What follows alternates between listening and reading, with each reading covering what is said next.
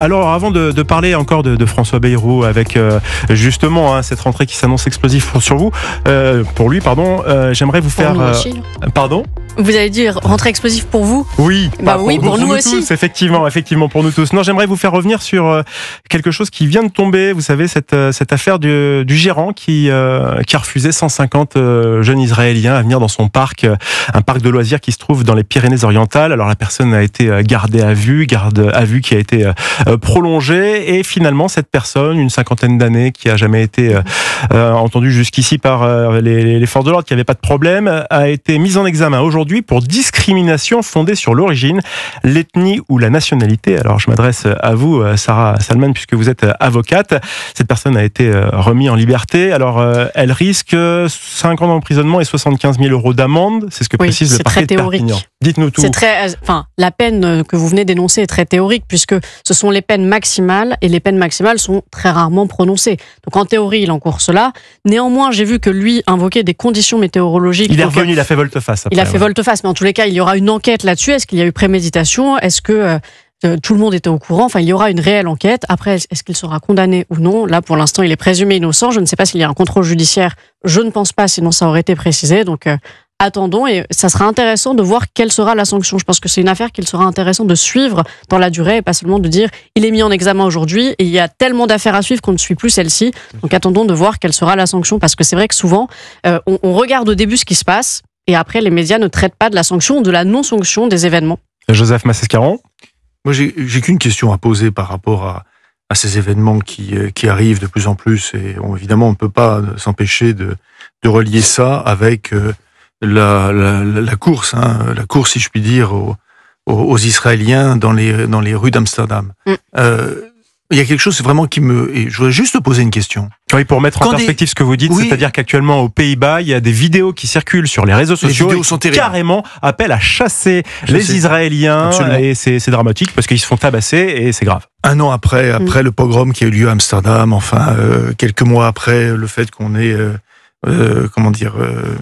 vandaliser la statue d'Anne Frank, bref. Mais j'ai juste une question par rapport à ça. Quand des touristes chinois viennent en France ou en Europe, est-ce que d'une manière ou d'une autre, ils sont dénoncés, agressés, coursés, parce que le gouvernement de Pékin, je le rappelle, organise sciemment le génocide du peuple musulman ouïghour?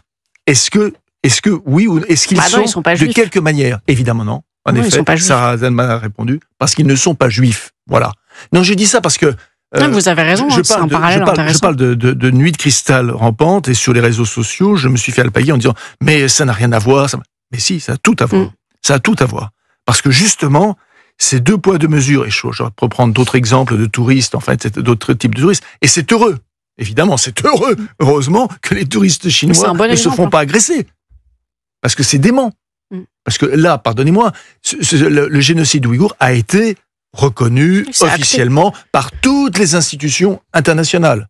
Sauf bien sûr par Pékin, mais par toutes les organisations internationales. Est-ce qu'on agresse les touristes? La réponse est non. Voilà. Et comme l'a dit Sarah Zalman, pourquoi? Eh bien parce que ce sont les juifs uniquement qui sont en ligne de mire. Je vais revenir justement sur ce qui se passe actuellement aux Pays-Bas. Joseph, vous en faisait écho. Précisément dans la banlieue est d'Amsterdam, à une vingtaine de kilomètres de la capitale, cet appel comme ça à chasser complètement les Israéliens des Pays-Bas. On a 2 personnes qui ont été blessées et transportées à l'hôpital. De la violence après un appel à s'en prendre directement aux Israéliens sur les réseaux sociaux. Sarah Salman, Joseph Massescaron, ça rappelle de bien tristes souvenirs dans l'histoire de l'humanité. Sous le régime de Vichy, on voyait parfois des lieux interdits aux chiens et aux juifs. Et bien là, on pensait que plus jamais on verrait des choses comme celle-ci, des choses analogues. En réalité, c'est la même chose. C'est interdit aux juifs. C'est ça le message. On fait la chasse aux juifs. Le message parle des Israéliens comme de potentiels criminels de guerre de l'entité sioniste. Alors moi, je vous pose la question au-delà du message. Est-ce que les plateformes numériques sont aussi responsables dans cette affaire ? On a tous une part de responsabilité quand il y a des choses qui prolifèrent comme celle-ci. Enfin, je dis nous, tout le monde. Oui, les plateformes ont leur responsabilité. C'est évident. Quand vous voyez des messages comme ceci, ça devrait ne même pas pouvoir exister. Mais est-ce que les viewers, les personnes qui regardent les vidéos, devraient aussi dénoncer. Enfin, c'est-à-dire que vous avez des gens qui like, qui commentent, qui enregistrent et qui ne dénoncent pas. Donc il y a beaucoup de gens qui sont complices de telles situations et qui contribuent à les faire émerger. Joseph Massescaron, surtout qu'à l'heure actuelle, avec les moyens numériques dont on dispose, on peut bannir des gens en une seconde, on peut éliminer des vidéos comme ça, il y a des choses automatiques qui se passent. Moi, je suis étonné de voir que ça puisse être diffusé. Ah bah écoutez, moi aussi, ça bien sûr, mais s'il n'y a pas de volonté des gouvernements d'arrêter ce qui se passe, moi dans les vidéos dont on parle, moi je suis frappé, il y a des arrêts sur image et les têtes des personnes sont cerclées en rouge. Vous vous rendez compte ce que ça signifie? Et puis il y a une vraie préméditation de faire quelque chose comme ça. C'est pas, vous voyez quelqu'un avec une kippa, vous l'insultez. Alors je dis pas que c'est bien, mais il y a quelque chose d'impulsif. On peut le justifier. Enfin, on peut trouver. Oui, voilà. Il pourrait dire c'est parti tout ça. Là, il y a vraiment une organisation méthodique. Oui, c'est une organisation méthodique et rigoureuse pour éradiquer les Juifs. C'est méthodique. C'est pas un épisode qui est nouveau, puisqu'il y a déjà eu la dernière fois, c'était au mois de novembre dernier avec le Maccabi de Tel Aviv, et ça c'est vrai qu'on a beau avoir Israël qui demande au gouvernement des Pays-Bas de localiser les protagonistes, les criminels et de les traduire en justice. La police a ouvert une enquête, c'est le moins que le pays puisse faire. Oui, mais vous savez, moi ce qui me frappe dans cette affaire-là, c'est que on a laissé passer à peu près quelques mois, alors qu'il y avait les images qui l'y montraient. Il y a des personnes qui se sont quand même jetées dans des canaux pour échapper à leurs agresseurs.